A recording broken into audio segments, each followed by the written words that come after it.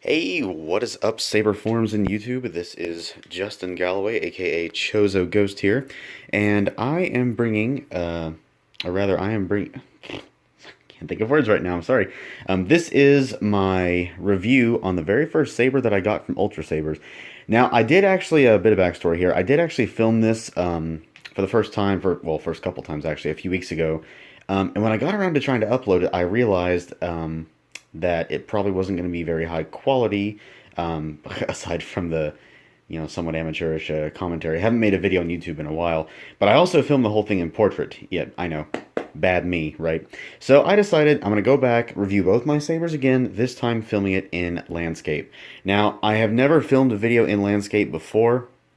I'm not really sure of the most comfortable position for my left hand to handle the phone without my fingers accidentally covering the lens like it's kind of doing right here. So if that happens in the video, I apologize. That's just me being new to this whole phone video filming thing. I used to use a webcam for videos way back in the day, but we're gonna do it. We're gonna do it by phone this time because, well, it's of much higher quality than my webcam. Well, actually, it's about the same quality, but I can actually move the phone around much easier than webcam. So, with that backstory out the way, let's get going, shall we? So, this is, again, the first saber that I got from Ultrasabers. This is the Dark War Glaive. This specific one has the black claws. I actually ordered the claws to be finished in silver, but I guess they overlooked that by accident and I got black instead. I was thinking of either having the claws shipped to me or sending the saber back to Ultrasabers to have them, put the correct claws on there. But I had a chance to get used to the black claws, and I liked them.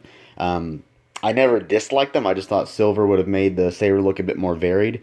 But it already does have silver on the little anodized accents here on the slightly ribbed grip on the hilt and also the pommel.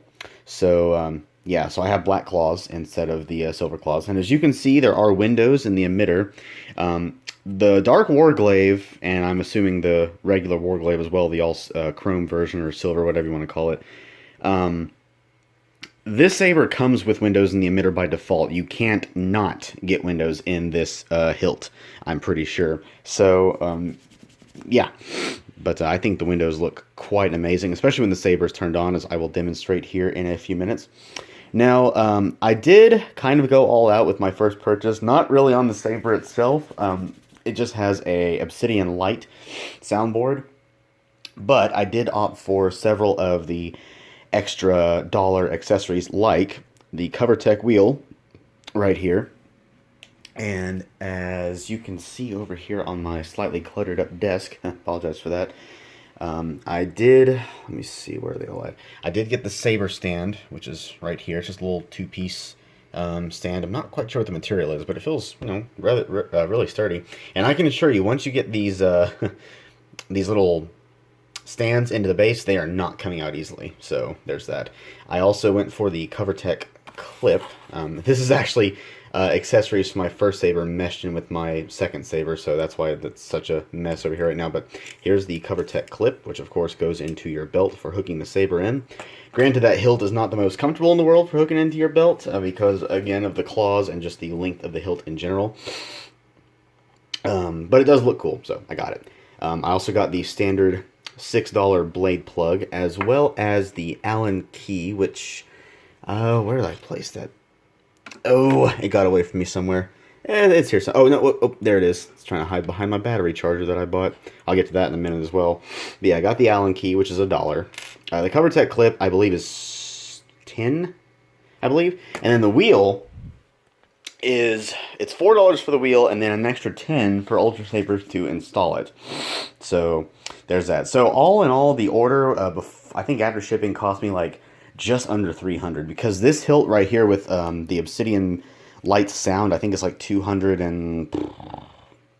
want to say $234, something around there, something $230s, $240 range.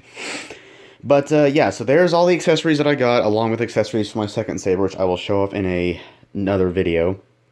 Obsidian Light soundboard, like I said, I got this one in the violet amethyst color, which is an extra $5 for that color choice.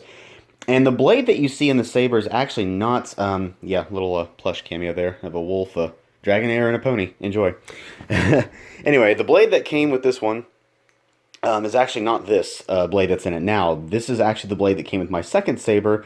This right here is a 32-inch non-ultra edge mid-grade. And then the blade that did come with this is a 36-inch ultra edge mid-grade. And which I actually put in my second saber because I feel that the color of the two sabers look better with the opposite blades in them. I think purple looks better, or violet amethyst, whatever you want to call it, looks better in the non-ultra edge than the ultra edge. Not that it looks bad in ultra edge. I mean, it looks good either way, but I think the color just shines a lot better and brighter in the non-ultra edge variant of the mid-grade blade.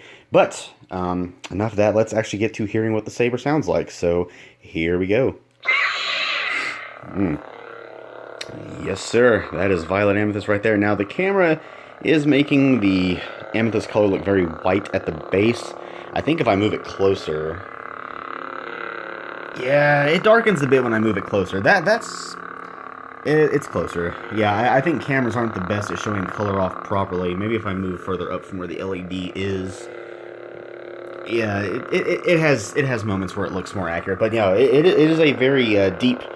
purple. It's not as bright as it's showing up on the camera, although that does look like it comes straight out the movies right there, just because of how much brighter it looks on camera. That actually looks kind of cool. But no, this is definitely a deep purple color, and of course you have the Obsidian light sound. So that's cool. And the hilt itself does feel very comfortable for... Now, this is obviously a two-handed hilt due to the length, but it can be one-handed with... a relative amount of ease, I feel, especially because the top part of the hilt just below the windows here is bottlenecked. So that gives you a very definite feeling grip, even if you don't opt to use the ribbed grip down here, which, since I'm right-handed, I put my right hand up top and my left hand at the bottom, or at least I would if I weren't using it to film this video right now. So yeah, this is definitely a fantastic saber, and I will say, admittedly, I did not... I wasn't much fan of this hilt at first. I thought the claws were a bit much, while at the same time liking them, oddly enough, because it made the saber look very unique. And I took a look at some of the other saber models that had the claws on them, like the Raven and the Reaper, I think, and the Scorpion, and the Malice, which looks more like an axe head. I think it's what it's supposed to look like. That's Darth... Oh, whose saber was the Malak? That's either Darth Malak or Darth Malgus's lightsaber. I forget which. I think it's Malak's. No, I think it's Malgus. I'll have to look it up. It's going to bug me. But anyway, so I ultimately decided to go with this one. I was actually very heavily debating which hilt to get the first time and the second time, for that matter. I really wanted to get the Dark Monarch, which... Slight spoiler, I still have not gotten. I want that to be my third and my most advanced saber yet. I do plan on getting that one with the Emerald driver and premium sound. That'll be like my most expensive one by far. So that'll be a nice little tax return gift, hopefully. But yeah, so as far as the other features go while the saber's on, of course you just have the basic, the swinging noises, the idle noise, the clash. I did not go for flash on clash on this or my second saber because I didn't really feel like spending the extra 25 bucks. I did, however, go for the non-illuminated silver AV switch. There we go. Which is an extra 15, so I did get that. So yeah, the AV switch... Oh, come on, camera, focus. There we go. So the AV switch, the Covertec Wheel, the Covertec Clip, the Saber Stand, the Allen key, the blade plug. I got all that with this saber. I did not get any accessories with the other saber. I didn't even go with the Covertec Wheel, even though the second hilt would be an infinitely more comfortable hilt to use with the Covertec Wheel, because A, it's shorter, and B, it doesn't have any claws on it, so I will show that off again in a later video. And, oh yeah, I think one last feature I forgot to mention was the lockup. If you press the button while the saber is on, just press it, not hold it, you get the saber lockup noise, which is what happens when two sabers are held together in combat, which sounds awful cool. And I think if you get flash on clash, it flashes constantly, like kind of like a strobe effect, while doing the saber lockup.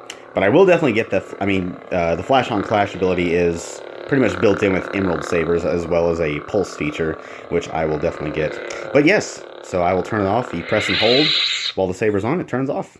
So yeah, definitely a fantastic saber. I'm very satisfied with this being my first buy, and I will be back hopefully shortly with the review of my second, slightly more advanced saber. So until next time, this is Chozo Ghost, and I will see you guys later.